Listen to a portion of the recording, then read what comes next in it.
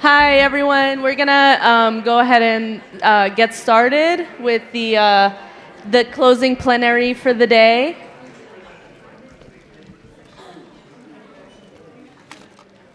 So I'm Marisol LeBrón. I'll be moderating this panel. I feel like I'm talking very loudly. Too loud? Loud enough? Good? Okay, cool. All right. So this is a roundtable exploring the idea of abolition as a daily practice. Essentially, what we hope to get at in this panel is, and in this roundtable discussion, is trying to think about the idea of abolition as something that is operating at a variety of scales, from the individual to the community to institutions, right? So trying to really think about abolition as more than just abolishing prisons, abolishing police, but really thinking about it as a transformation of social relationships. So we're going to get at some of those themes. I'm just going to very briefly and super briefly introduce our wonderful panelists for today, and then I've asked them to make brief introductory remarks for about 5-6 minutes, and then we'll kind of I have a couple of questions for the panel, and then we'll open up for Q&A at the end. So we're beginning with Sarah Lamble, who's a reader in criminology and queer theory at Birkbeck University of London, followed by Ofelia Ortiz Cuevas, who is an assistant professor of Chicano Studies at the University of California, Davis. She's also the faculty advisor for a student organization of formerly incarcerated and system impacted students, of whom she was one. Claudia Muñoz is the director of immigration programs at Grassroots Leadership. And then Hari Ziyad is an artist and author. They're the editor-in-chief of the digital publication Race Baiter. So we'll start off with Sarah. Thanks. It's really exciting to be in conversation with such amazing activists here on the panel and also at the conference. So most of the work that I do is with a group called the Bent Bars Project, which is largely a pen pal scheme that operates in Britain for LGBTQ plus people. Basically, we match queer and trans people inside prison with queer and trans people outside of prison as a means of support and solidarity building and trying to keep people safer inside. But we really see it as a kind of mutual solidarity project. So often, trans people, for example, on the inside might also be supporting people on the outside in terms of how they're transitioning or navigating different systems. And we produce a newsletter that's written by and for people inside so that they can share their experiences and also people outside can be educated by that. We're a completely volunteer, very small grassroots organization, so we're run by a collective of 5 or 6 people, and we just celebrated our 10-year anniversary, which is very exciting. Which also feels like a big achievement because we're an unfunded organization, so we're not like an NGO with big funders or anything like that. We really do grassroots shoestring budget stuff, and we've been also doing work around. Did that work? Yeah. Around current policy around trans prisoners in the UK, which is seen a huge backlash in kind of public, there's a kind of anti-trans backlash happening in the UK at the moment, and that's had a direct impact on policy relating to trans prisoners. So we have been doing some work around that, but really the work that we want to be doing is not so much around the policy that is trying to kind of reduce harm inside, but really about keeping people from going in the first place and getting people out. And so a lot of the work that we are trying to do is about building connections across prison walls and building multiracial, multi-class, multi-generational solidarities across prison walls. Now, as an academic and a researcher, I also do work around engagement of abolitionist ideas, particularly around issues of gender and sexual violence. So abolitionists, we often face the question, what about the rapists? And I think often we still don't answer that question as well as we could and as well as we should. And as a anti-racist, feminist, queer feminist, I think actually we need to put that at the center of our work. It's not the thing that's the difficult task that we deal with later when we've dealt with everything else. We need to be thinking about how we put that at the center of our work and how that shapes building the world we want. And in fact, my position as an abolitionist came out of doing work in the anti-violence sector and really feeling acutely that that system was never going to keep us safe. And it was particularly damaging for migrant women, for people of color, for gender and nonconforming and trans folk, for people with disabilities, and that was really not going to be effective. And so I think what we need to be doing in order to challenge the carceral state and dismantle the carceral state is also to be thinking about how we practice everyday abolition in the relationships that we have with each other, as that's one of the ways in which we can address gender violence. And so part of that challenge, I think, around everyday abolition is really trying to link the systemic and institutional change that we want with the everyday mundane kinds of practices and the kind of cultural change that we need. So I'm going to very briefly identify three kind of strands of, I think, of what that, for me at least, what everyday abolition means. So the first thing is that we need to identify and challenge carceral logics in everyday contexts. So the carceral is everywhere. Look around you and you will see carceral logics in our schools, our workplaces, our families, our relationships. And the carceral is embedded in the kind of social norms and institutions we inhabit, but it's also culturally ingrained in our consciousness. And when I say the carceral, I'm talking about the kind of logics and practices that normalize punitive responses to harm. It's the kind of common sense notion that equates justice with punishment, that says when harm happens, we respond with isolation and punishment. And so when a harm occurs, we try and locate the problem in an individual and then try and isolate and punish that individual. And sometimes that's done very overtly, as has been talked about much today, in terms of the state and the criminal justice system, but often that also seeps into our own daily interactions at work, at school, at home, in our organizing communities, and that's where I'm kind of interested in.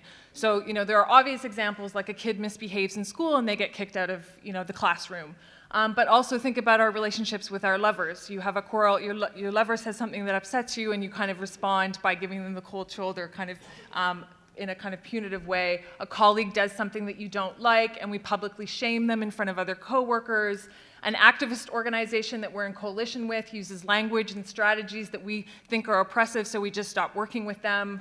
A prisoner who needs housing support upon release has a conviction for sexual violence, so nobody wants to support them. We get our daily moral workout by consuming media, film and television that encourages us to divide the world into the kind of good and bad, the deserving and the undeserving. So we can see these things in our kind of everyday, and I think part of the task is for us to find them as they're creeping in and challenging them. And I think if we don't challenge them at the kind of micro level, then it's hard to actually challenge them at the institutional level. So the second strategy is that we need to respond to harm, not with isolation and punishment, but with support, healing, and connection. Sorry, I just realized I meant to go ahead. Did it go? Yeah. Okay.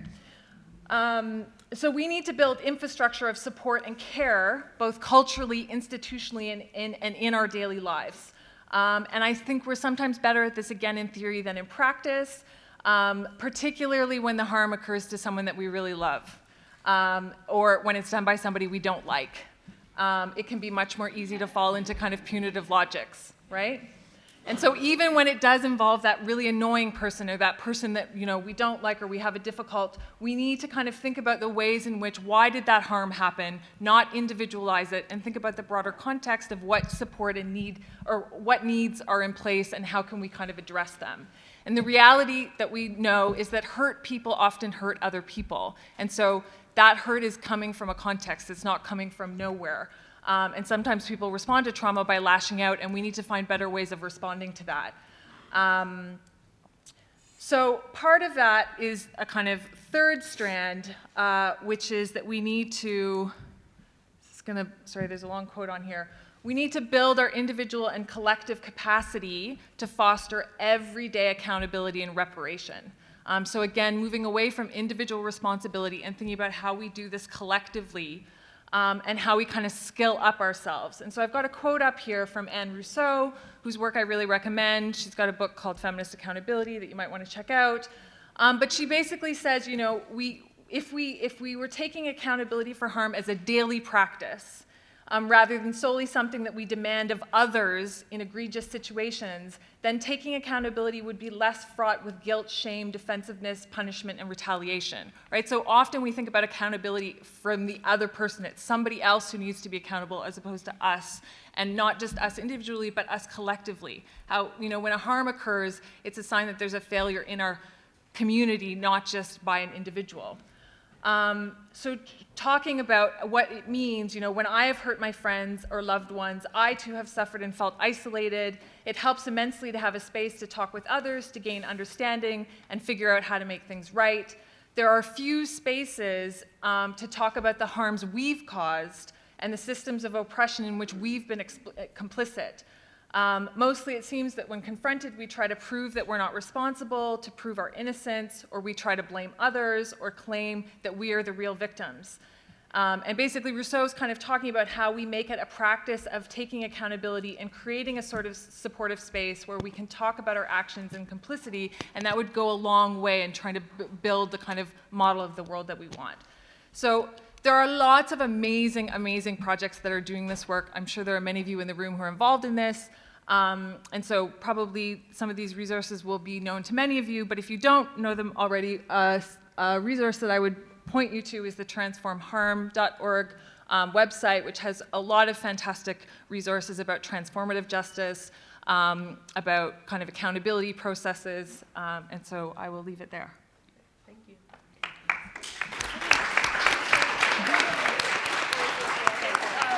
I'll open it up. Okay, thanks. Okay, I'm gonna try to, oh, see. I just click this like this. Yeah, once it's up. Okay. I don't do PowerPoints very often, but, okay, I'm gonna try to keep this at 5 minutes. You know, when Marisol and I talked about how do you know, what does it mean to like practice abolition on a daily basis, I really had to kind of sit and think about what did that mean and when did it start for me. Again, I'm a faculty advisor for a group of formerly incarcerated and system-impacted students, which I include myself as one of those members. My closest family members, both my brother and my father, as well as many uncles and cousins, have been in and out of jail and prison probably, well, since I was very young, but during the 1990s, that changed. I mean, sometimes there was randomly an uncle or my dad might do time in county jail. By the 1990s, though, when I was an undergrad, an old undergrad, at UC Berkeley, everybody started going not just to county jail, but everybody was going to prison. And I'm saying it felt like everyone at that time. And I presume some of my students have kind of looked this up, and maybe during the 1990s, California was building about a prison and a half or a prison and a quarter a year. In the 90s were a tough time in California. And when I started UC Berkeley, I was already doing work on policing. I studied the television show Cops. I was kind of looking at things like that, but I really didn't understand what was going on around me. That actually didn't happen until maybe my second year of graduate school, and I'm still going to try to pinpoint accurately when this happened. In one of my readers from one of my most favorite professors, a friend of mine named Mike Murashige, in my reader, I had either what was a draft of Ruthie Gilmore's dissertation or her dissertation. This was a long time ago.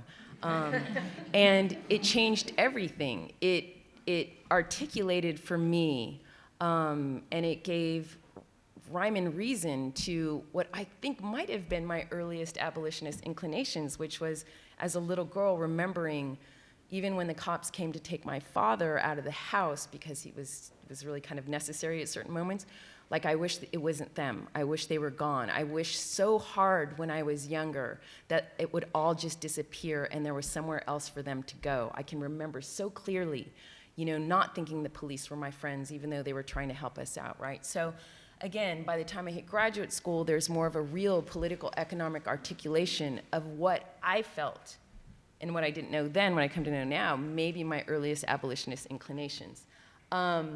Jump forward a long period of time with that draft of that dissertation, which then becomes a book under my arms, right? I kind of go about dealing and looking at, two of the main classes that I teach. It's the history of race in prisons and the history of race in policing in the United States. And I've had some opportunity now that I'm a professor, and it took me a long time to get here, to kind of separate the two. And in my race in prisons class, it's an early history of like maybe the earliest formations of prisons, as I theorize, right? The plantation, the mission system, the Native American reservation, right? Halfway through the course, we hit 1968, and then, it becomes California prison building, right? And most of my students, as I teach at UC Davis, are Californians. And I always ask every quarter when I teach how many, and even when I taught at UCLA for a long period of time, and even when I taught immigration courses, how many of you have a mother, brother, sister, father, so not extended family, that have ever served county time or state prison time? At UCLA, it was extensive, and I mean, one extreme was in an average class about 70. The least amount of students who did not answer was 3, so 67 students had a mother, brother, sister, or father who had done jail time, county time, or state time. At UCLA, the least amount of students that had had family served time out of a class of 70 was 58, and that was for 7 years straight, every quarter I taught. Again, UCLA was maybe a little bit different. Most students were from Los Angeles, and Los Angeles has one of the largest local jails on the planet, if some of you guys don't already know that. At Davis, the numbers were a little bit different, lower and lesser, which I'm still trying to figure out why. And it's a research project now for some of my students at Davis, like why is this different and how did it come to be different? But one of the things that I do, so in some ways I have this question, I hope we can talk about it, like what are the ways that we practice it, right? So I have this personal way in which maybe I was always an abolitionist, but even up until 2 weeks ago when I was in criminal court in Santa Clara County, because I have a very close family member who's probably gonna go back to prison again, I always in those moments, whether that started as an undergrad, having to go and help family getting picked up and going to jail, or as a graduate student, spending my student loan money doing it, it's where I feel the most powerless. This is where I feel the most absolutely powerless. I'm in there and I try to help it, I feel powerless. The other place I do my work is in the classroom and teaching. I've been teaching my own courses since 2002. And always that question, always with that question on the table. And most recently, what I've been doing is, because I think my students finally got, and I started this about 6 years ago, like exasperated with me. Like, gosh, you just have no hope, professor. What are you? And I'm like, wait, you read the book. Remember the bus ride, the Golden Gulag? Remember the story that starts out? There's hope. Like, those are hopeful stories. The people in that's hope, right? And they're still like, yeah, but you're just like, you don't give us an answer. Well, how could we do that? And I'd point them to all kinds of things. Go to Cop Watch, do critical resistance. I've been part of critical resistance. And they're still exasperated with me. They want to be able to do something. Right there immediately in the classroom, because they say I'm a total bummer. So yeah, about 5 or 6 years ago, and I ran into a friend who said that he did this exercise once, and he was doing some organizing down in the South, and he asked folks, and so this is what I do now. It's a new project, and it's changing, and it's transforming all the time, and I ask my students, well, what is it that makes you feel safe and secure, right? And it's never police or prisons. But the way that I ask it too, it's like, I don't ask it simply, I'm like, let's meditate on this, man. Like, what's it like for you when you go home and you go to bed at night? Like, how do you know everything's cool? How do you know you're good? You put your covers over your shirt, you're like, I'm all right. And, it ranges, mostly it's about family. I made my phone call, I know everybody back at home because they're away at school, it's safe and sound, I made that phone. It's being able to pay for their books, it's having a car, it's having warm food. I mean, it's all kinds of things that make people feel safe and secure, and obviously, I think free, and I do mean this in this understanding of freedom, like from the threat against your life and how you live, from anxiety, from fear, right? And again, one, it's never criminals that come up. as I took, is that what's up there? Yeah. So we spend a lot of time talking about that. What makes you feel safe and secure? And that's clean water, parks, music, I don't know, all kinds of stuff are up there. And then what I did was I kind of created an assignment that's getting bigger and larger in my classroom. And I said, okay, so how do we, because again, we spend a lot of time saying, this is how Californians decided, you know, in a whole bunch of things that work in this, to spend their money for about 30 years. It's overinvestment in prisons. And, you know, thanks to Craig's wonderful comic book, man, my students love that book, Craig, man, that is like, it goes so far. And Golden Gula, I'm like, this is what happened in California. And I kind of give them examples, like UC Davis. If UC Davis wasn't a university that made, and the reasons there's all these bars and restaurants, et cetera, et cetera, et cetera, people walking around, I'm like, it's because they decided to put a town here. Otherwise, if there wasn't UC Davis, it'd be like a bump in the road, right?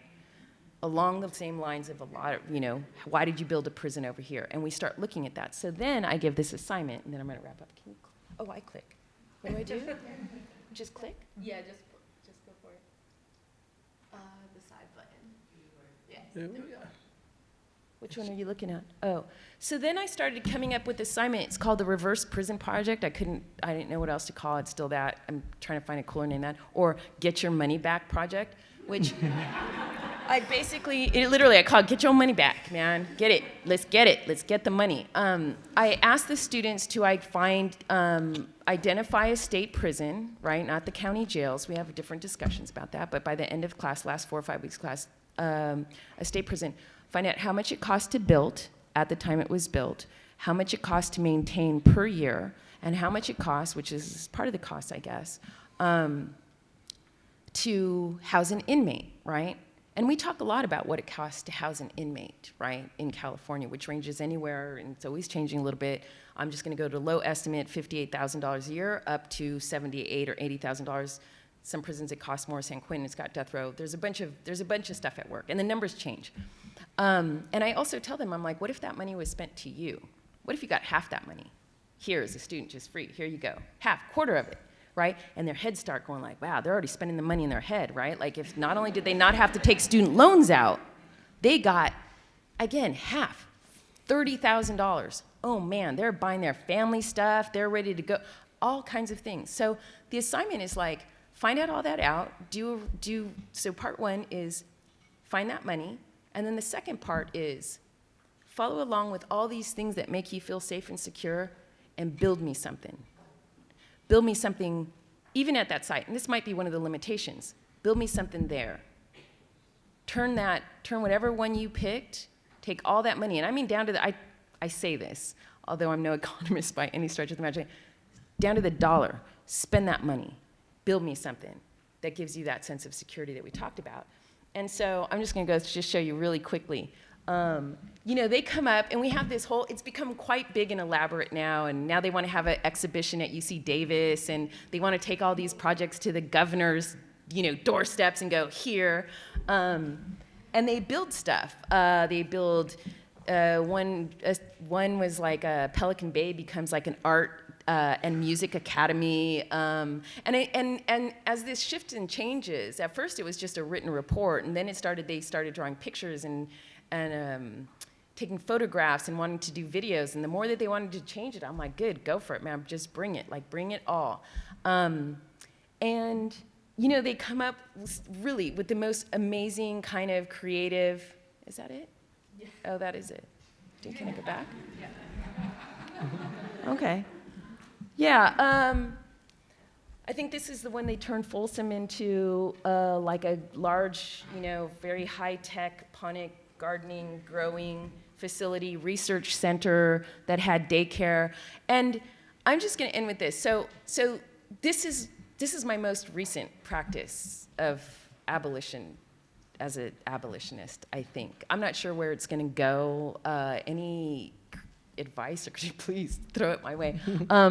But it really, what I realized, it really just kind of went back to, and I think a lot of speakers have talked about it here today, is like our imagination for this is so necessary. Mm-hmm. You know, me being a little girl and knowing in my bones, this is not the answer, this isn't right. Like, this is kind of wish fulfillment, you know what I mean? Like, this is this is as close as I could get to wish fulfillment. And I will just say, one of the kind of most amazing things that comes out when we do this project is the students realize, how do I put this? How affected their lives, not only as individuals, whether they've had family members in or out, because as a Californian, your life has been affected by the prison building in that state, right? It has changed the geography and the lives for generations now of what California is, what that money is and what it could mean. And some of them realize, as much as they try to spend, because some of these places require almost $1 billion plus a year to run, they can't even spend the money. Like the thing that they can't get their head around, and they keep trying to spend it. You know, they're paying the folks that do the cleaning of a building, they start paying them $150 an hour, and they still can't spend the money. Like they still can't spend the money. And they just sit there going, what does this mean? I'm paying all 1,500 or 2,300 workers $150 an hour. And we're buying, like luxurious, they're doing, and they still can't spend the money. It's like this thing. So that's it. That's it.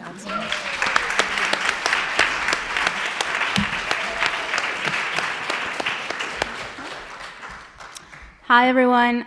I apologize in advance. I will read most of what I'm going to say. Spanish is my first language, so when I have to think in English, I kind of have to put it in paper.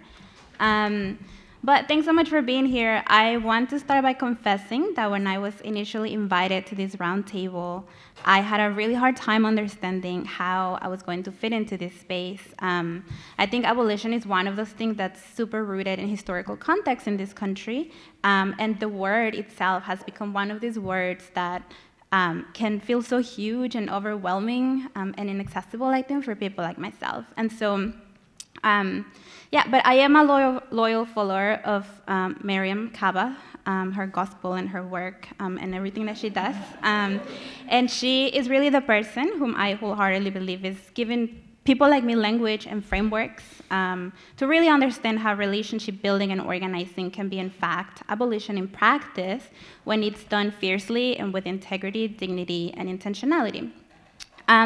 Before I tell you about my current daily practices, though, I do want to provide you with some context on how I came to commit to abolition as a practice, because at the very core, we know that abolition is rooted in transformation on the self, and for many of us, it also means that we have to go back to the ways in which we initially learned to interact with each other and be in relationship with each other before colonization and other forms of organized violence really sold to us a false sense of safety.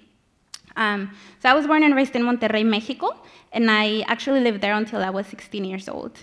I first interacted with systems of harm, which at the time were patriarchy, machismo, and sexual abuse, when I was 6 years old. Later on, I learned all about capitalism and the exploitation of labor when my mother, who was a street vendor, refused to be displaced from the street where she sold goods for many years, and instead organized with other vendors to form a labor union. It was also in Mexico that I visited a jail for the first time when I was around 9 years old. My sister, who was around 20 years old at the time, corresponded with and visited one of her closest friends, who was also one of her closest neighbors, Francisco, who had been in jail for many years for killing another one of our neighbors. And as a child, I was really curious. Very similarly, I kind of felt it, the need to ask all of these questions around jails and prisons and criminals. And I was really curious at the time, right? In my mind, I thought I knew what a criminal was. And I was asking my sister, why are you friends with a criminal? And she told me that I didn't need to think about him like that I had to think about him as our friend, as a family member, as a human being. And I don't think my mind could really comprehend that lesson at the time because I was very young. But now I really understand why my sister refused to abandon her friend. And then in 2001, my sister came to the United States, and I came with her. And my mother, who's the person that I love most in this world, stayed behind. And I also didn't know that one day I was going to want to abolish borders, but I knew then that I hated the border because it didn't make sense that it separated me from somebody that I love so much, and I couldn't understand why that feeling of like punishment was important to somebody. And so all of those things is what amounts to the whole person with a commitment to abolition that you have here in front of you. And so that's my life, and that's what now informs much of the daily work that I do at Grassroots Leadership, where I have been for about 2 years. And so what is the daily work needed to transform the relationship we have with the state and with each other as a whole, right? I think my personal daily reminder is that the road to abolition is paved with single acts of liberation every single day. We at Grassroots work every day to make sure that one day we can actually live in a world that's free from mass incarceration, deportation, and criminalization. And we really do that by building community with others, most of whom are or have been directly impacted by these systems. And then together we come up with tools to directly confront the current existing systems and institutions of organized violence that are causing us harm and dehumanizing the hell out of us in the process. Well, how do we do that, right? I think we really start by knowing through direct experience or experience of those with whom we are in relationship about the things that are harmful that we can start getting rid of on a very daily, accessible basis. There's many, right? But for us, I think that we know that at the core of punishment and cruelty and dehumanization is alienation. And so a lot of what we currently do, a lot of the work that my colleagues and I do every day is address that, is address the alienation. And we do that by literally accompanying people when a harmful system or a product of the system comes for them. It goes from having a hotline that people can call for any immigration or enforcement-related issues to having open office hours when people can come in and talk to us, accompanying people to the courthouse to pay for a traffic ticket, observing court, writing a letter to a judge, visiting somebody who's detained, being in conversation with people literally all the time, having meetings that start with creative activities, right? Art, celebration, showing love to each other, and accompanying somebody to their appointment with their attorneys when they're charging them a little too much money without wanting to answer real questions, and helping people translate or read court papers. And all of this sounds really basic, right? But that's just what's needed, right? Like that's the daily work. Because when someone sees themselves as a full person who is not alone, when that isolation is broken, and that person works to understand and then beat the system, starting at a really small level, we can only build from there. And I think that when you think about the systems, right, as a whole, we have to understand that the system is made up of these microsystems, and when those microsystems are challenged, they actually weaken the whole system. And so through that, we start changing the notion of safety and of who can protect us, and start breaking the idea that a harmful system that's inherently violent is qualified to describe violence, right? And we break the idea that these harmful systems can protect us by actually showing us being there, like undocumented people ourselves, formerly incarcerated people themselves, that we can actually protect each other, that we don't need these systems, and nothing in the name of these systems to protect us. And the other thing is that we also have to remind ourselves constantly that when these systems are gone, we will have to figure out how to recalibrate our brains to be in relationship with each other in better ways. So we have to start now, right? And this is the hard daily work. It's messy, it's hard, it's complex, it's not comfortable, it can be really scary, and it's risky as hell. But if we are going to take on the state and bring it down one day to the ground, then we must make sure that whatever soil we're building on is not the same toxic as soil, where this system that we have now has been built on, right? A soil that has blood and violence, rape, and many other things on it. And so the best practice that I think I can recommend comes down to this, right? Talk to your neighbors.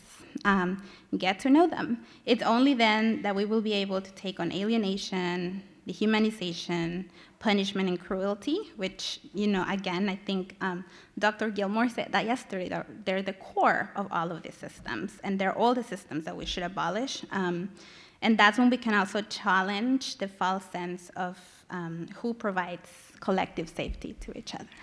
Thank you.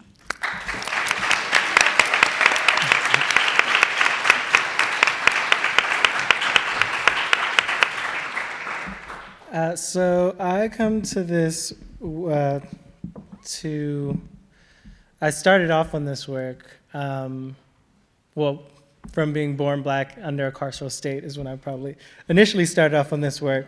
But when I really started thinking about abolition in different ways was probably also when I started off in my career as a storyteller. I went to film school, and I've always been interested in the ways that Black people have access to certain stories or don't have access to certain stories, and that kind of like informs all of my work.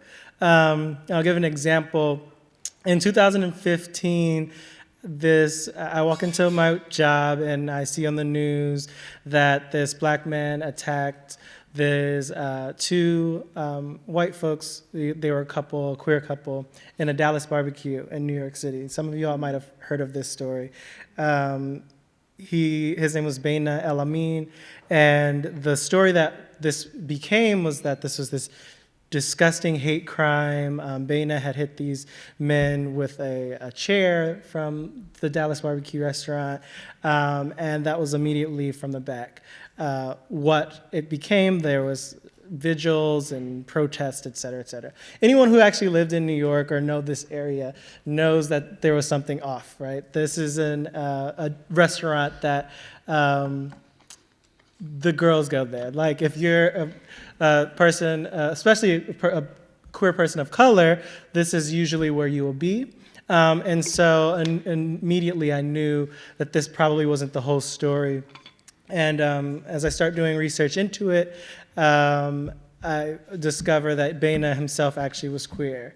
And so as a journalist, I started trying to amplify this very critical piece of this of the story. Obviously, that might change how it's shaped. It might change how the case goes through the system, et cetera, et cetera.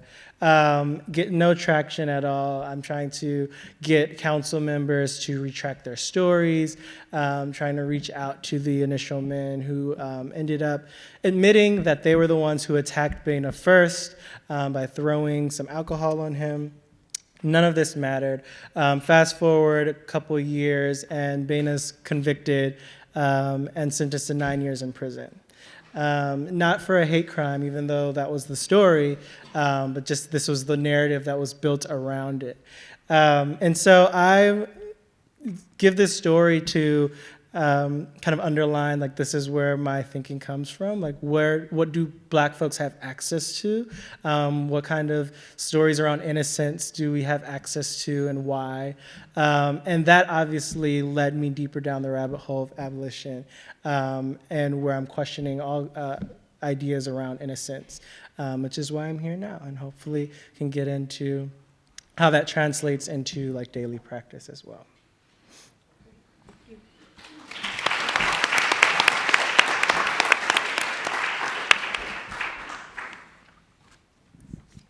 Okay, great. Thank you all for your comments, and I loved, Claudia, your point about abolition being a road that's paved with single acts of liberation, right? And I think really getting at the heart of the question of the various scales it takes to really practice abolition on an everyday kind of basis.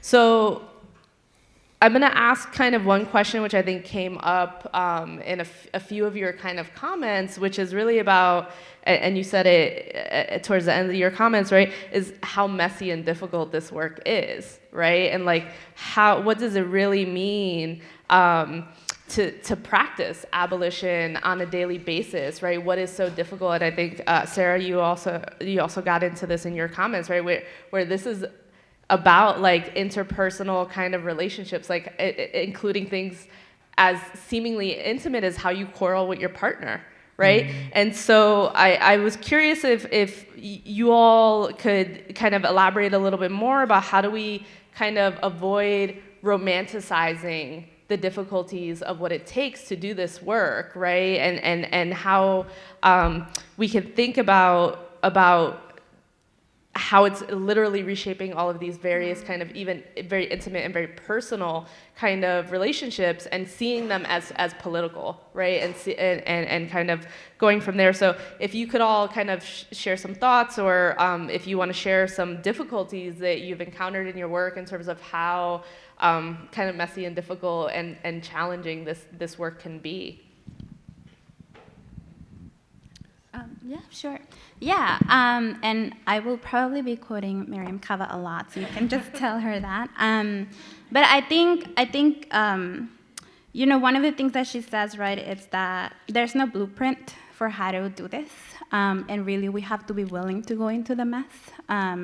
And I think for me, I always come back to this James Baldwin quote that it's like what the world does to you, if the world does it to you long enough and effectively enough, you begin to do it to yourself.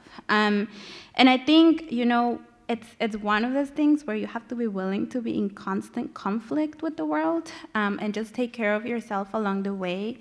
Because I think that our brains under this system have become so wired in how to deal with situations that our brains can even, like, how else do we do this? And when we offer an alternative solution, especially like around interpersonal violence and things of the such, like, people will call you, people will say that you're protecting abusers, that you're protecting criminals, that you're doing all of these things. And like, that's hard. That's hard to absorb, and that's hard to like deal with. But I do think that if we are going to be committed to abolition, right? And again, I take all of my schooling from mainly Black women that have been doing this. But I think I really take comfort in their words, right? That the best thing that we can do is create the necessary conditions to make abolition possible one day. And I do think you have to be willing to be in conflict with the world at all times, because abolition is not something that the world is comfortable with right now. And so you have to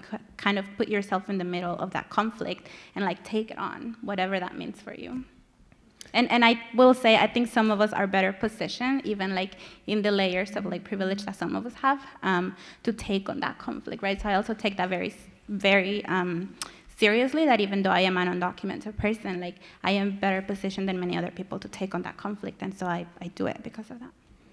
Yeah, and I'm thinking about the ways that the world that you're in conflict with also like you internalize that. Like the other day, I was moving into a new apartment in Brooklyn, which is rapidly gentrifying and has been for a very long time. But now I'm in a different socioeconomic position, and I'm going to see a new place, and the realtor is like turning the corner, and he points out there's a police station right there. And it was just really weird. And I think what I struggle with most when romanticizing this is that when I think about abolition, I'm usually thinking about it like me against the man, and not really thinking about how I become a part of that violent system.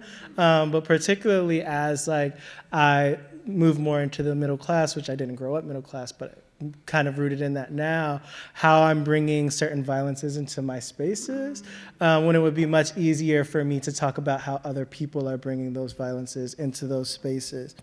And so I'm really struggling with that part a lot, particularly in terms of gentrification. But I think it comes up in a lot of different aspects of my life. I was in my therapist's office the other day because I just got into this big fight with a friend. It was actually about prison abolition, ironically enough. And it's like my best friend. And I was telling my therapist and like venting about it. And he was like, "Do you think you're punishing her?" Because I had stopped talking to her for a week. And I was like, fuck. Like this, I'm being punitive right now. Like, what the fuck? And that was like, that was really, really important because I was so set on like arguing why her views on like prison were wrong without thinking about how like the carceral system I'd internalized in so many different ways, and was like actually enacting that upon her. So I think that's the hardest part for me, is seeing that, especially when I can recognize and be righteous in my raids, and I know that that's right, but also being able to turn that inward.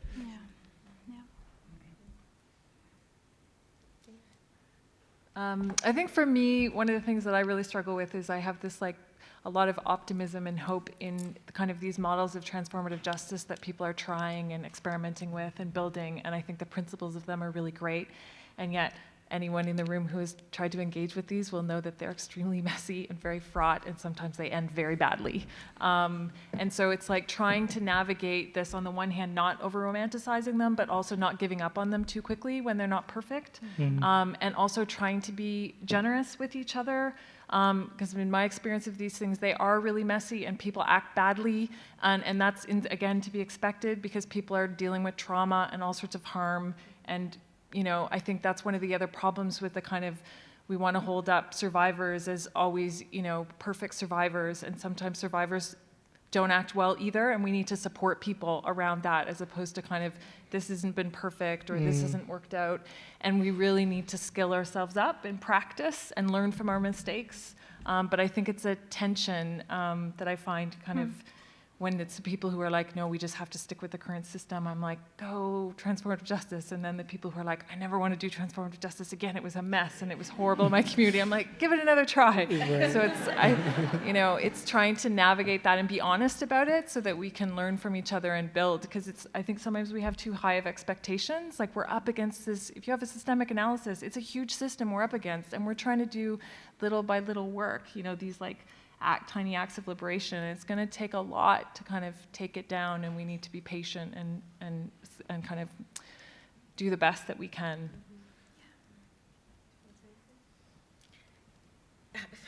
You know, maybe I'm like really stubborn. I'm not quite sure. I you know, like I said, I think personally, because this is like in my family, right? I have to deal with family who goes in and out of prison. And I have my own frustrations that can be at certain moments like, why can't you just stop doing what you're doing, right? And yet I know, and the way that I kind of deal with it in the classroom, I will always, like, there's no, gosh, I feel like there's no gray area for me. The prison and the cops are wrong. Like, you know, like out there, it's like, as much as and so it's hard for me to kind of, those in-betweens, and I might not be the best person sometimes to kind of go, how do we work this out? I have friends that have been doing this work, and they are, you know, more reformist, you know, I know that's like a loaded term and stuff like that, so, and I'm not against, obviously, anybody who can make any changes and reform, any bit of relief to me is like, thank goodness, thank you, right?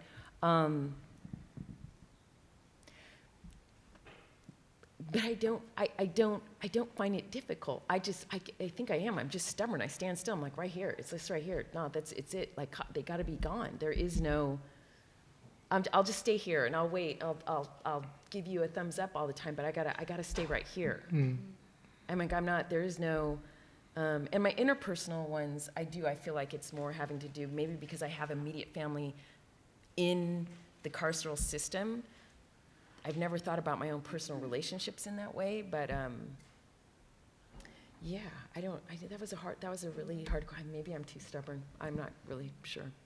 Yeah, I mean, I think the idea of complicity, right? And I think this is something that is really challenging for us who imagine ourselves as, you know, on the left, as radicals, right? Is this idea, I think, as you know, Hari, your kind of comments, but what you were all gesturing towards is like, what are the ways in which we ourselves are also enacting forms of harm, right? And having to hold ourselves accountable in that kind of difficult work, that's uncomfortable work, right? When you come to understand yourself as in the right? And so I was curious, kind of also, you know, thinking about this as something that is not just about we as abolitionists and our gift to the world, right? Of teaching and enacting abolition, but it's something that we have to negotiate within the abolitionist community, right, and work, right? So one of the things that I kept thinking about, and I'm not 100% sure how to phrase this question. This is not a question I pre-sent to you, so it's a curveball. Sorry. So, but I kept thinking about cancel culture within activist communities, right, and the ways in which we as abolitionists sometimes also, unfortunately, practice cancel culture as in our activism, right? And I was thinking about your point, right, of when the need to cut some people out, right, because if not, you're protecting abusers or you're protecting people who are doing wrong, right? In the ways that is a kind of also an acceptance of a punitive logic, right? So how do we balance that with also the need for self-preservation, right? The need to step back, right, as people, right? And I think that's a really challenging thing that I heard come up a little bit in across the comments. I'm just curious if you all wanted to thoughts. What's cancel culture? Cancel culture. Who wants to cancel culture is just like if someone fucks up, you're like, bye. So with an activist, right? So like you're great on your class politics, but your race politics are shitty. Nobody wants to talk to you about why they're bad, right? And so you've just cut that person completely out of organizing, right? So a failure to, it's what the youths are saying now. So a failure to engage, right? I hear this from my students. So yeah, I'm just curious if thoughts on that. Maybe because I've done like criticism, specifically like media criticism. I really hate conversations around cancel culture. But I think the reason that I do is because it generally is using a very binary logic that's the root of the issue in the first place. It's either like, it's like canceling looks like this and it's bad, and not canceling looks like this and it's good, where I feel like there's so many different dynamics that are happening in cancel culture. Cancel culture, like it's not a culture, I think, that's like, is everything that we put into it. So I think that there are different times where we have to pull back from people because we, for our own mental health. And there are different times where we have to push back against something. And then there are different times where we are doing that out of a punitive desire to isolate them. And it's really important to talk about those things as like separate issues and not talk about them all under this like umbrella of cancel culture. And I think that's my response to like any of this. I really struggle with the idea of like whether or not all like vengeance, particularly as it comes from like a marginalized person, is that always punitive? And I think it's situational. And I think what abolition pushes us to do is to look at the situations, look at context, and move from there rather than setting up a binary and trying to force everything into those two separate distinctions. Yeah, I also think, I think there's a, we really need to ask a question of like what people are trying to get out of it, because I do think that a lot of times people who are canceling each other are, do it in the name of healing or in the name of accountability. And I think a lot of times accountability and consequences are used like interchangeably, but like they're not. And so I think that when you actually are, and I had a friend of mine actually tell me that it is okay to ask people, if you see somebody canceling somebody else on Facebook, like maybe reach out to their friends and ask them to reach out to that person, right? Because I think a lot of times those folks should be held accountable too in some ways, and we don't do that because we are pushed into this notion of having to say, I believe you, and that's the end of it, right? No, I believe you, and also like, can we find a better way to do this, right? Because I think it's like Adrienne Maree Brown who's just like, these conversations like should not be happening on Facebook. They're too important for our communities, and so I don't know. I think I experienced a lot of cancel culture a lot recently, and I think it can be really destructive in ways that I will also describe it as like harmful. And so if we are going to address all systems of harm, then we need to like define that as one of them. But again, I don't know, because because of like the culture that we've sort of created around like victim and the abuser, it has become really hard to go into the nuance of that. So I think we're just going to have to like call on our friends and call on our community. And I mean, that's why the most important sort of currency in all of this is relationships, and not just in relationships with people that you like, but also like knowing who's in relationship with other people, so that we can sort of be holding each other accountable like that. Like I don't know how else we're gonna get rid of it, but like it's harmful as hell. Yeah. I think for me, like there's also a helpful distinction between kind of boundary setting and disposability, right? So it's like, you know, if a survivor, it's completely reasonable to say, I do not want to live with the person who harmed me, or I don't want to share this space with that person. But that's different from saying that person shouldn't live with anyone, or that person shouldn't get housing, or that person should be completely isolated from the community, or that person doesn't deserve to have any friends or any supports.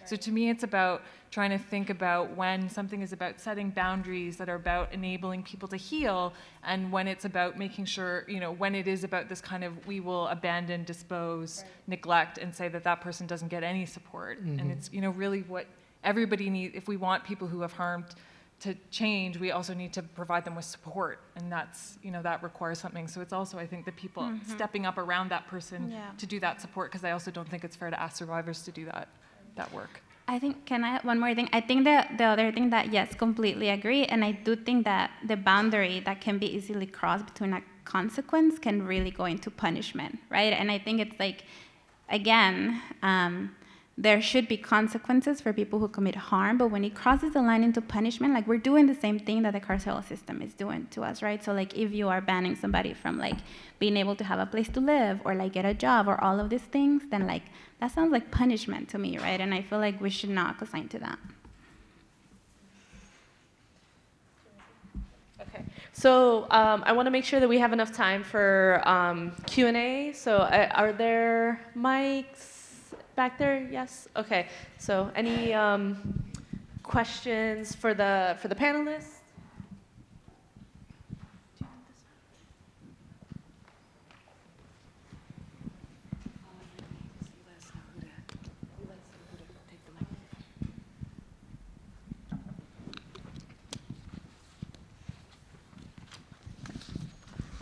Hi, hello. Well, maybe just more sort of an invitation for reflection than, you know, precisely a question. I hear in the panels that something that we kind of trying to articulate this mutually accountable interdependence, right? And so I think two things concern me and is a challenge that I would like to share in terms of thinking. So one is, you know, this idea of like, you know, creating a limit. So within a system that's just so violent and it's so like underground or so, you know, liminal, if that's a word, you know, having to negotiate constantly when you're like a black, queer, you know, woman, like third world or whatever, many like different experiences we all have here, it gets very burdensome. So I just keep, you know, so the issue of like the sort of the exploitative, effective labor that's placed upon us to even like have to acknowledge the limit is already passed and not be again kind of recalled to do even more labor to push back from our own limits that we have already, you know, surpassed, not to be considered an angry black woman. So that's twice labor. And so I just keep, you know, I'm thinking like, how is it that we can just kind of share that two types of labor. One, the effective labor with and among white people so that they can sit with their own labor reflection of their lineage of healing that is it for them to heal from. And even think about this white pain and this white, like, you know, disability, like spiritual disability or emotional disability that white supremacy has caused towards them. that we are there to support and connect, but not to do that labor. Number one. And then secondly, the idea of like, how can we move from an individualistic, like abolition is about changing relations and not being like individualistic. I think wage, like salary, is sort of the labor of individualism altogether. So it's so much to ask from us. Let's talk about like this law of emancipation and this abolition. So long as who's got the resources is not willing to take out of their own wage, but I'm not even talking about writing a grant or like a foundation getting money. Like I'm talking about wage sharing. I'm talking about if you go from being a graduate student making $1,500 to making $7,500, what's happening to 60,000, right? With the people we're organizing. So I'm just going to share a little bit of what's happening to that end.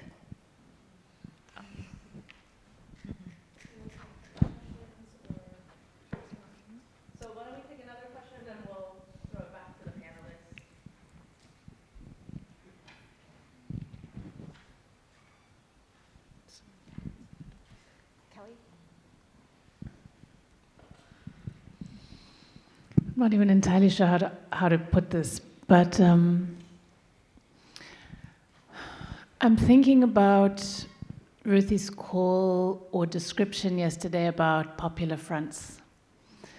And I'm thinking about the work that we all want to do about internationalizing the call for abolition, which we all understand to be internationalizing the fight against racial capitalism. And I'm thinking about how we do that internationalist popular front building with individual acts of personal relationship. Because what I get and what I understand to be really important is that, one of the ways to critique abolition as some idealistic fantasy is to bring it to the everyday practice and the personal relationship. But what I also want to understand is how we take the everyday personal relationship to the internationalist popular front. And I think it's a real question for our generation about how we criticize the kind of Marxist-Leninist experiments of workerist internationals that didn't deepen, which is how we land up with the world that we do. It didn't drop into the personal, didn't work at the level of subjectivity. But I think sometimes we overcompensate for that by going so deep into the singular relationship that we've lost the art of building the popular front. So this is where I think we need to be really inventive. And I think that has everything to do with how we're going to succeed as an internationalist abolitionist movement. So I'm interested in that question. Don't know if that was clear.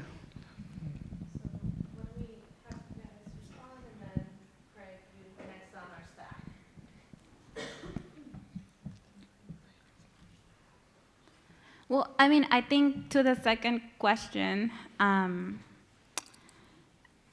think you build it up to skill, right? We have to be really, really disciplined, and we have to keep doing it, and we have to keep bringing people along. So I kind of wanted to offer not an international answer. I don't have one, but like I do want to sort of put it into perspective. I think, when I was thinking of this panel, which is about daily practices, right? And I think the daily practice, again, is very on the individual basis. I did think of like, how do we put it more into like a systemic approach? And so I wanted to sort of offer an example of even here locally in Texas, right? Texas has 250,000 people who are incarcerated. So I think for me, when I'm thinking as somebody who was trained by the labor movement, how to build up to scale. And so I think in this example, I wanted to sort of highlight how talking to your neighbors can become a systemic approach. So there is a detention center, which is located about 40 minutes from here. There are about 500 women detained, all asylum seekers. And we have a visitation program. So when we successfully organized a release campaign with a woman who was detained there and who had been sexually abused, we were able to know the county, Williamson County, much better, and actually have a lot of interactions with them and enter into relationship with people there. And this county is very, very conservative, right? And I think, as Dr. Gilmore said yesterday, you always have to go to unlikely places and find that one person and talk to them. And we found about 20 in this case. And I think, we have to sort of learn how to start conversations very differently with people internationally and locally, but also like in other places that we're not familiar with, if we are ever going to take the fight outside of like our comfort zones and like our towns. And so what happened is that when the release campaign organically morphed into a shutdown campaign, we knew that we were going to encounter just a lot of pushback in the county, and we had to figure out how to talk to people. So we said to ourselves, like, what if we give people a chance to reimagine their communities, right? And I think it was a really scary risk to take in a really conservative town.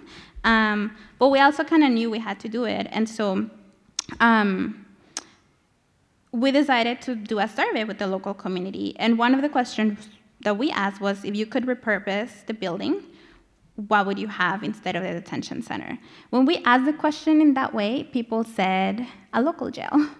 But when we re-asked the question, we were like, that's not what we're going for. And I think that's because, people can't even imagine, like, what else do we do with this huge ass space that's been a jail forever? So when we asked the question, what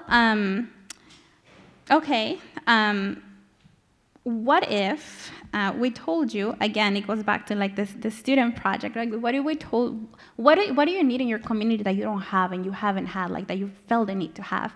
People overwhelmingly said a trauma center or a park for the community. And so I think for us, that was really transformational, right? Because it pushed us to think through the lies that we've been sold about safety and resources and what to do with that.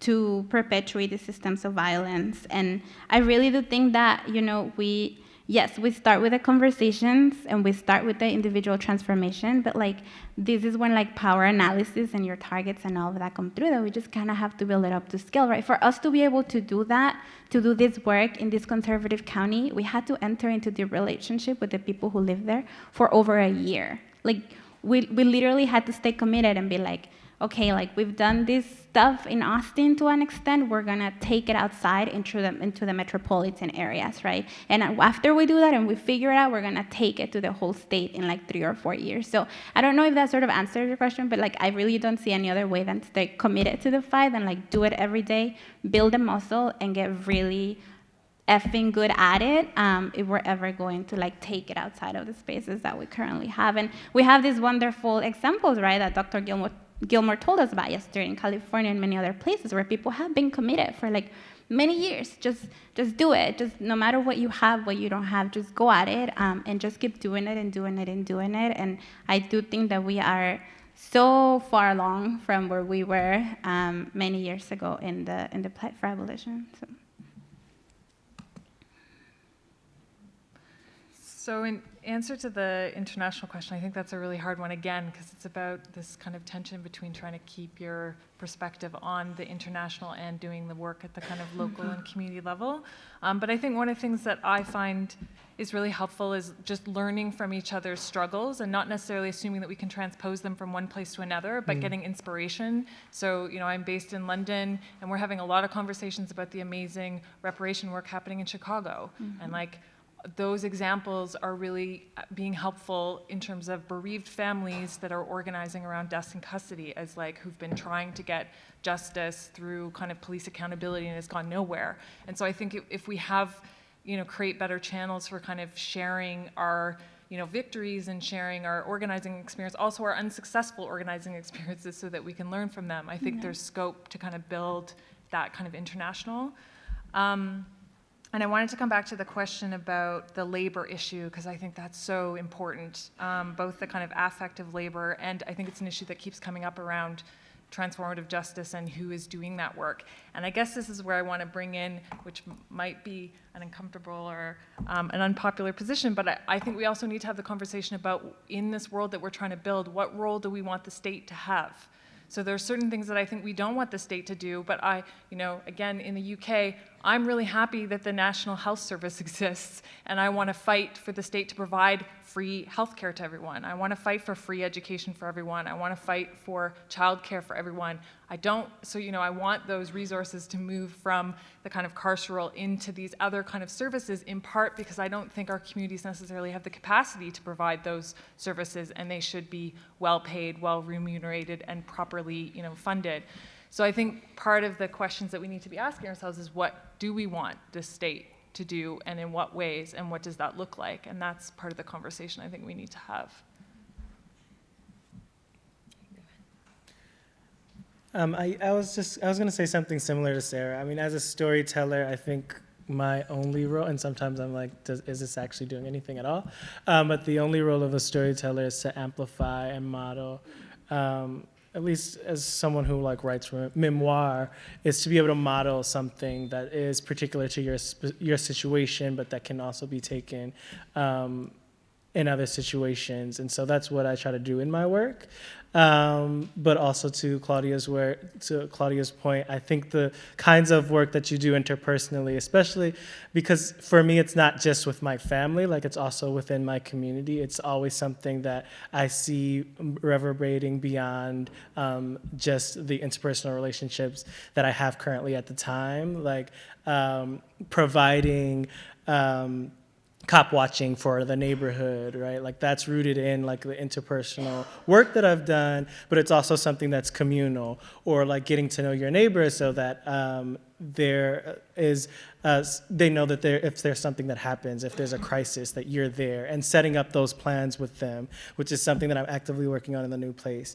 And then that's also a model that they can use throughout their relationships with other folks. So, yeah, I think just amplifying those stories and modeling and looking at the interpersonal as a communal situation. I haven't done any cross-border work, but I think that that's a place to start.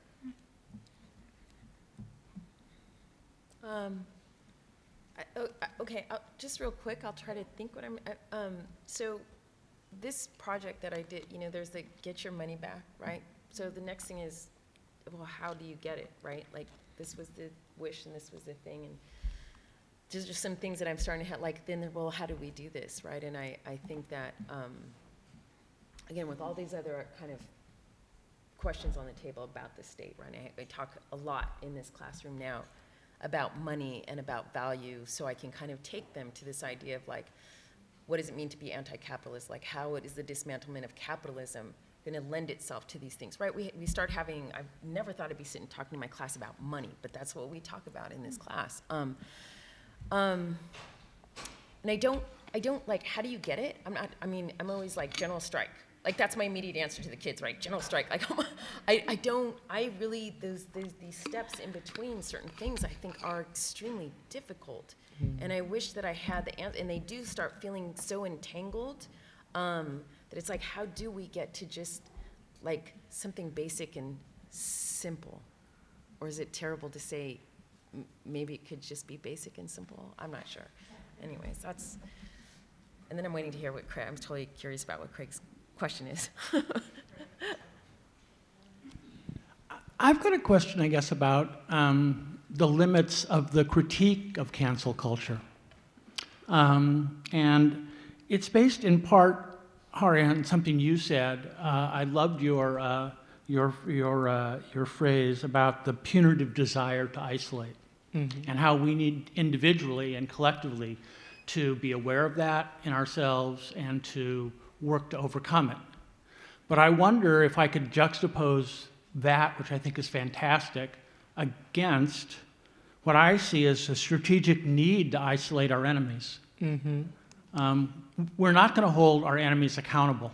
Right. We're not going to sit down with them and work things out. And so I think it's easy enough. I think we could agree here that whichever of the Koch brothers is still alive, and Bill Bratton, we need to isolate those people. Right, right. But then coming back across the spectrum, recently there's a lot of controversy about whether the Ford Foundation and its president are being punitively isolated or strategically isolated. And that's a question which people might have different opinions about, right? I mean, depending on what you know about Ford Foundation's history of racist, punitive policing support. You know, whether you think of them as that foundation or the foundation that's funded thousands of African American graduate students. So I guess I'm wondering how politically we play, you know, I don't necessarily want your opinion about the Ford Foundation, but how do we talk to our allies about these kind of organizations or individuals that, at least in the public, we might be clear about it, but in the public opinion are in a gray area. Are they potential allies or aren't they? And if we isolate them, are we being punitive? Whereas we might see it as strategic. And Right. Yeah. and thank you all for a great panel.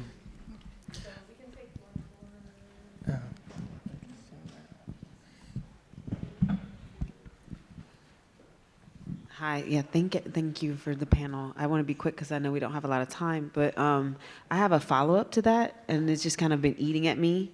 For those of us that live in a space like Austin, which is a very anti-Black space, going to our neighbors is not a safe proposition. How do we navigate that within the frameworks of daily abolition, recognizing that many of us live in places where we're constantly surrounded by danger? Right. I'll start if that's fine. So I've said earlier that I struggle with the idea of vengeance, particularly from marginalized community, and it's exactly because of that. I think that when I'm talking about abolition within the context of Black folks, it's very different from how I talk about it within the context of like a post or a cross racial struggle, and that's really, really important for exactly what you say. When I'm talking about my neighbors in Brooklyn, that's not how I interact with other neighbors, and that's very, like you said, also a strategic practice. I think it's really interesting that one of the only terms we borrow from like warfare terms is allyship, but we don't ever talk about enemies, and we don't ever talk about sabotage, and we don't ever talk about any of that. That's very real, especially for Black folks, especially for queer folks. And I think it's really important to name all of those things first before we start talking about what is punitive and what is vengeance and how does that work. Because like I said, it's different within those contexts. Yeah, I mean, I definitely agree. I think when I say neighbors, and I should have really clarified this, it's like your people, right? Like I also don't go to like Riverside near Oracle and talk to anybody down there. But I think it is your people, right? Because I think part of the reason that I gave the Williamson County example is because I think that's where a lot of folks from Austin are being displaced to. Williamson, Bastrop. I mean, we know that, we do know that like mostly like Black people have been displaced from Austin, right? And we also know, and this is part of why our movements need to be intersectional, right? Because immigrants now are like, oh, we're being displaced too. Well, if we had been paying attention 20 years ago when Austin started displacing Black people, then like we would be, we should have done something about that, right?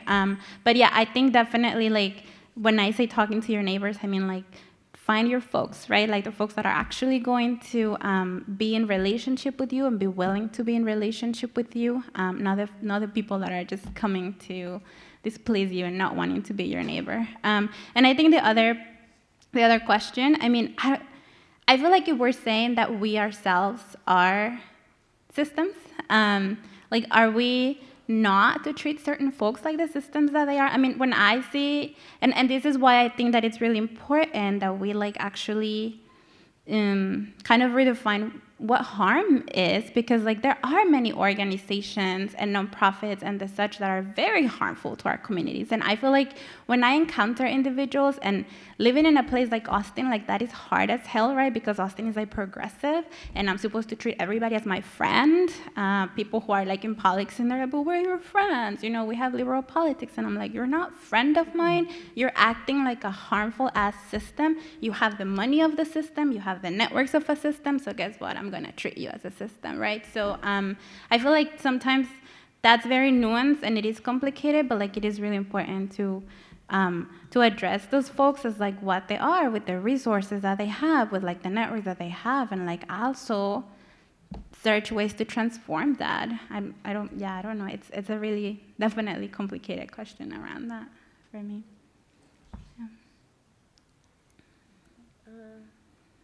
I think there's like so many. I'm not. I think, you know, I was thinking about Craig's question, and you know, I know some of my, you know, I have colleagues and good friends that have done incredible work and incredible projects, and they were Ford Foundation fellows, right? And knowing too, because there's enough scholarship, there's been enough scholarship developed, right? Ethnic studies scholarship, et cetera, about and being able to critique what the Ford Foundation is and what they've done, right? To kind of block any kind of like social change or social. So, you know, I don't know if the question is, do we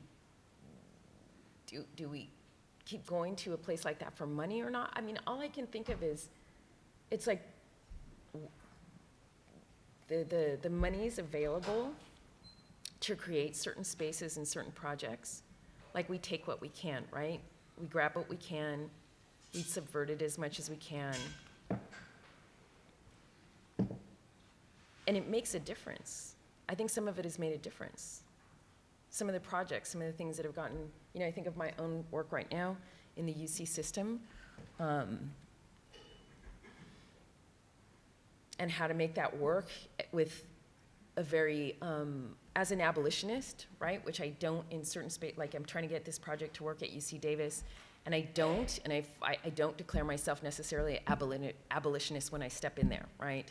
But everything that I'm trying to work to have happen in order for their space to be kind of created is with that in mind. And it's like, I always feel like I'm kind of, it's like my fuel, and I have to kind of hide it. Like, and I gotta kind of like play tricks or something, you know what I mean? Like I'm constantly trying to play tricks and veil stuff and have all these like little strategies to make sure I get the money that I might be able to get from them. I sound like a terrible person. All I keep talking about is money, huh? I don't know. Yeah, I wish I knew that answer. I don't know what it is to do. So. I'm mulling over this question, Craig, I think. I have to say I get nervous around the language of enemies, in part because I feel like one of the things we struggle with at the Bent Bars Project is that we are I think we're the only pen pal project in the UK that supports prisoners regardless of charge or conviction. And it's the issue that comes up most because people are upset that or can be upset that we support people who have done really difficult things, including sexual violence. And for lots of them, those people are the enemy. And so the logic of when we use that language, when we want to talk about, I worry that it's like then we are drawing these lines about who is the enemy and who is not, which takes me to then the question is always about power. We have to be looking at, well, who is framed as what in the conditions of power?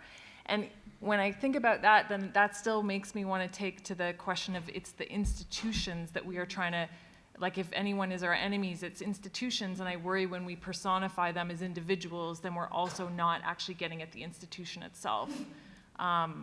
So even the kind of political leaders that we hate and maybe are enemies in many ways, it's like they are the figure of a whole system, and it's the system we're trying to dismantle. So I'm not sure what I think about that, but I think I want us to go to making the distinctions between where it's an institution we're trying to strategically dismantle or a system we're trying to dismantle versus individuals that we don't want to dispose of.